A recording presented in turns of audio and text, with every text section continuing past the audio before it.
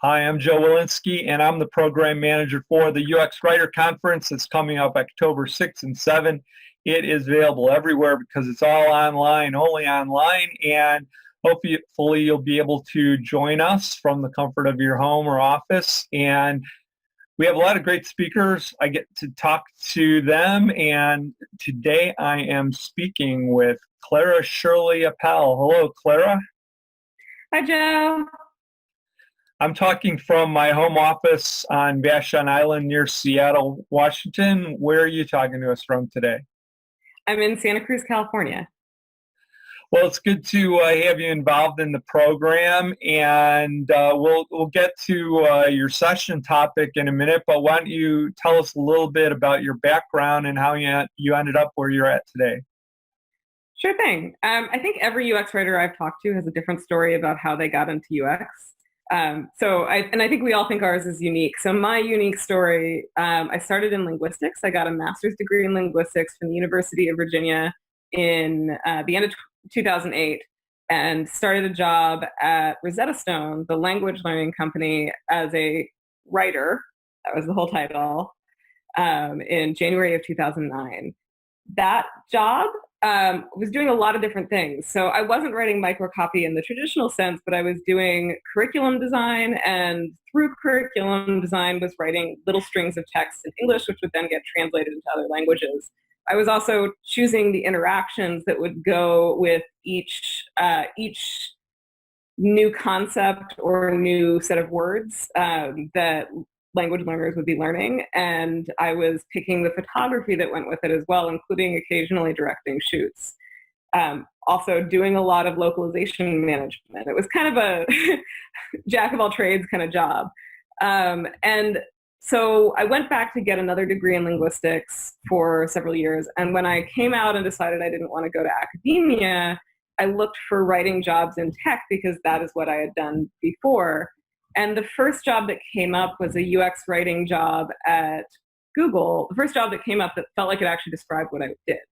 Because there were a lot of jobs that came up that were like ad copywriters or sort of larger term content strategy that hadn't really fit with what I did. So I applied to the UX writing job.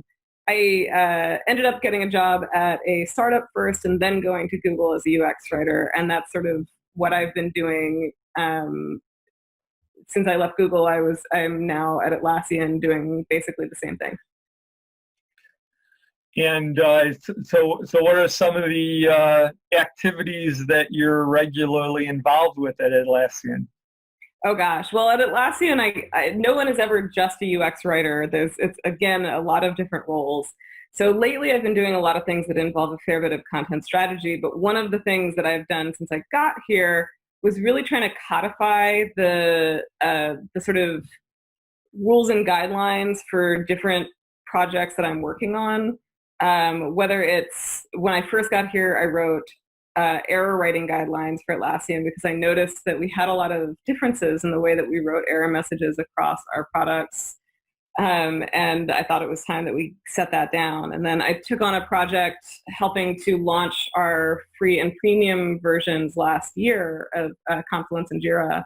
And for that, I also felt like it was important. We were working across a bunch of different products, going very quickly to try to get a product out the door. So there I felt, again, it was really important to write things down. So I've done a lot of guidelines work, and I've also done a lot of microcopy for my individual product teams. And now I'm doing a bit more of the sort of large scale content strategy as I've stepped into the lead role. Well, I know in addition to your active work practice, you have an interest in producing podcasts and content of that sort. So why don't you talk a little bit about your activities there? Yeah, about 4 or 5 years ago, I was a fan of a book series called The Magicians, which was made into a TV show. And when it was made into a TV show, another friend and I decided, oh, we'll make a podcast about this. And we really were just making it for ourselves and a handful of other friends we knew who were into it. And we ended up at its peak having, like, I think our most popular episode has 15,000 downloads. We interviewed cast, crew, and writers from the show on a pretty regular basis. And that became something that I really fell in love with.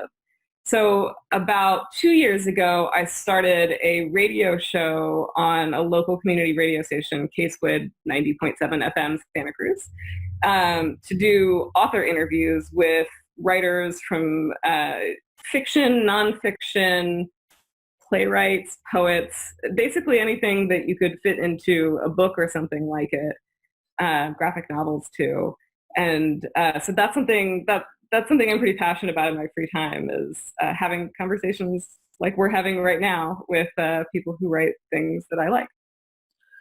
Well, congratulations on doing that. I know how much work goes into it, and as with blogs, it's easy to do one or two posts, and it's a lot tougher to make it a continuing effort. Yeah, it's a lot of work, but it's fun. Well, let's talk about your conference topic. The title is Writing Guidelines for Any Project. So give us a little thumbnail of what we can expect from that. Yeah, absolutely. I mentioned earlier that I've done a lot of guidelines work at Atlassian, and I have at other companies too. The smallest company I worked at had, I think I was employee 140 something, and the largest company I worked at was Google, which is, hundreds of thousands of employees. And one of the things that I sort of saw as a through thread at all of the different companies and the different sizes I've worked at is that there's a place for guidelines, even when you're the only writer, and definitely when you are one of hundreds of writers. On one side of the spectrum, it's about keeping yourself accountable and making sure that you understand the rationale behind the decisions you made and can replicate them. On the other extreme, it's about making sure that when you have a large team of writers, you can all write in a way that sounds similar so that you're creating and setting patterns and expectations for the users who use your products. And so when I was starting to think about what a good topic would be, I thought, there's a lot of guidelines work that I've done, but maybe a more interesting thing is to talk about the ways that having guidelines can help you in different types of projects at different sizes of companies all across the spectrum. Because I really believe that you can actually use them effectively and that they can make your work better no matter what the project and what the company says.